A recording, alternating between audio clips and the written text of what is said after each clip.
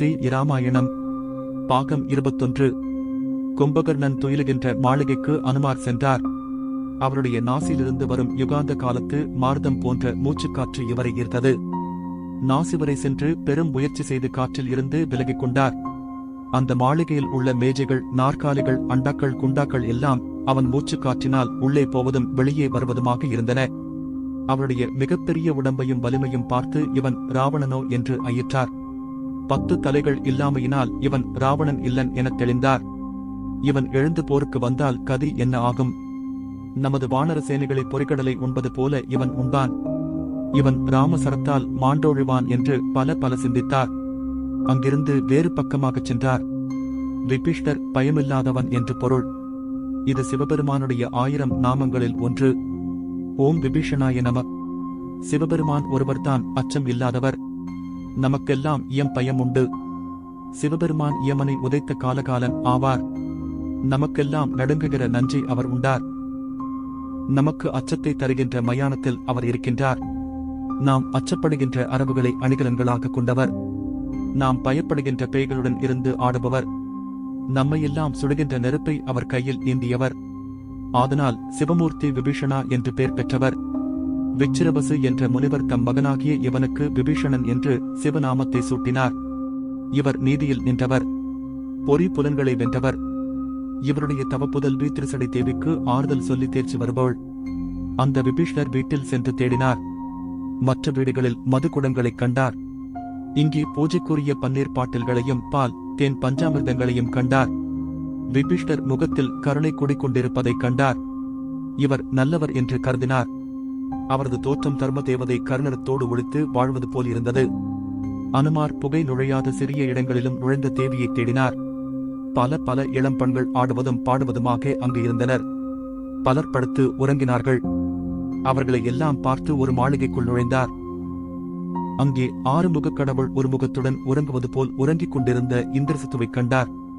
அவன் முகத்தில் வீரமும் தோள்களில் கம்பீரமும் திகழ்ந்தன. இவன் மிகச்சிறந்த வீரன். இவனுடன் ராம லட்சுமணர் பல நாள் போர் செய்ய வேண்டி வரும் என்று கருதினார். அக்ஷகுமாரன், அதிகாயன், மகரதக்கண்ணன் முதலிய பல வீரர்களின் மாளிகையைக் கண்டு தேடிச் சென்றார். நடு அகழியையும் விதிலையும் கடந்து ராவணனுடைய பொன் மாளிகையை அடைந்தார். அதன் அருகில் வித்தியாதர மாதர் வீடுகளிலும், அரங்க மாதிரி வீடுகளிலும், சித்த மாதர் வீடுகளிலும் தேடி மயன் மகளாகிய வண்டோதரியின் இல்லத்தை அடைந்தார். அவள் அழகிய மஞ்சத்தில் கவலை இன்றி உறங்கிக் கொண்டிருந்தாள். இவள் தான் சீதையோ என ஐயங்கொண்டார் அனுமார். ராமபிரான் சொன்ன அடையாளங்களில் பல அவளிடம் இருந்தன. அவள் ஏதோ வாய்ப்பிதற்றுவதைக் கேட்டார். மணவாக்கினி போன்ற கற்புடைய எம்பிராட்டி இவள் அல்லல். தேவி இங்கே இருக்க மாட்டாள். இவள் ராவணன் மனைவியே என்ற சந்தேகம் தெளிந்தார். தனிமையில் நின்று சிந்திக்கின்றார். இறைவனே, 700 யோசனை பரப்புள்ள இலங்கை முழுவதும் தேடினேன், எம்பிராட்டியை கண்டேன் இல்லை. கொடுந்தொழிலைச் செய்யும் ராவணன் எம்ராட்டியை கொன்றுவிட்டானோ? இரக்கம் இல்லாத அரக்கன் தேவியை கொன்றுவிட்டானோ? அல்லது வேறு உலகத்தில் சிறை வைத்திருக்கின்றானோ? ஒன்றும் எனக்கு புரியவில்லை. நான் போய் எம்பெருமானுக்கு என்ன சொல்லுவேன்? நான் எப்படியும் சீதையை பார்ப்பேன் என்று எண்ணி கலையாழியை என் பால் கொடுத்தார். உலக மாதாவை நான் கண்ட வருவேன் என்று காகுந்தன் நம்பியிருக்கின்றார். தேவியை கொண்டு வருவேன் என்று வானர தேவனாகிய சுக்ரீவன் நம்பியிருக்கிறான். சீதையை காணவில்லை என்று ரகுவீரனிடம் கூறுவது முறையென்று. ராவணாதி அரக்கர்களைக் கொன்று அவர்களோடு நானும் மாண்டு ஒழிவேன். தேவியை எப்படி காண்பேன்? வலிமை மிகுந்த ராவணனை பிடித்து என் கரத்தலத்தால் அடித்து அவன் எலும்பை ஒடித்து, தேவியை எங்கே ஒளித்து வைத்தாய்? காட்டு, எங்கே வைத்தாய் காட்டு என்று அவன் மூலமாகவே அறிந்து கொள்ளட்டுமா? இந்த அழகிய நகரம் எரிய தீ வைத்து கொளுத்தட்டுமா? இலங்கையில் சீதை இருக்கின்றாள். நான் இங்கிருந்தே பார்க்கின்றேன் என்று சம்பாதி கூறினாரே, அவர் உரையும் பொய்யாகிவிட்டதே. இந்த இலங்கையை எடுத்து கடலிலே கரைத்து விடட்டுமா? ராவணனை கொன்று யானும் என் வாழ்நாளை முடித்துக் கொள்வேன் என்று எண்ணி மேல் திசையை பார்த்தார். அங்கு ஒரு சிறிய விளக்குடன் கூடிய அழகிய அசோகவனத்தைக் கண்டார்.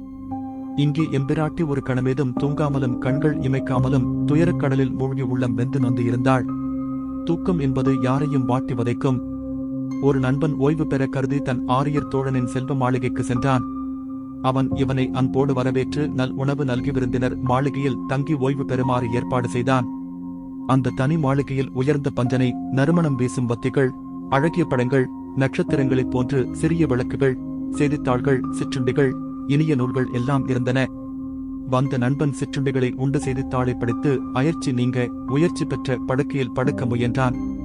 அந்த வீட்டின் தலைவனான நண்பர் ஜன்னல் புறம் வந்து, நண்பரை சுகமாக தூங்குங்கள், உங்களுக்கு இங்கு ஒரு குறையும் இல்லை, தாய்ப்பாலைத் தவிர மற்ற எல்லாம் இங்கிருக்கின்றன, நான் அயலூர் போய் விடியற்காலை வந்து விடுவேன், இது உங்கள் சொந்த இடம், இங்கு எந்தவிதமான சத்தமும் வராது, அமைதி நிலவிய அழகிய அறை, ஒரு விஷயம் 6 அடி நீளம் கொண்ட ஒரு பெரிய கருநாகம் இந்த ஜன்னல் வழியாக வந்து அந்த ஜன்னல் வழியாக போகும், அது எந்த நேரத்தில் வரும் என்று சொல்ல இயலாது, நேற்று இங்கு படுத்திருந்த 3 பேரை கடித்துக் கொன்றுவிட்டது, ஆதலால் தாங்கள் எச்சரிக்கையாக சுகமாக தூங்குங்கள் என்று கூறிவிட்டு சென்றார்.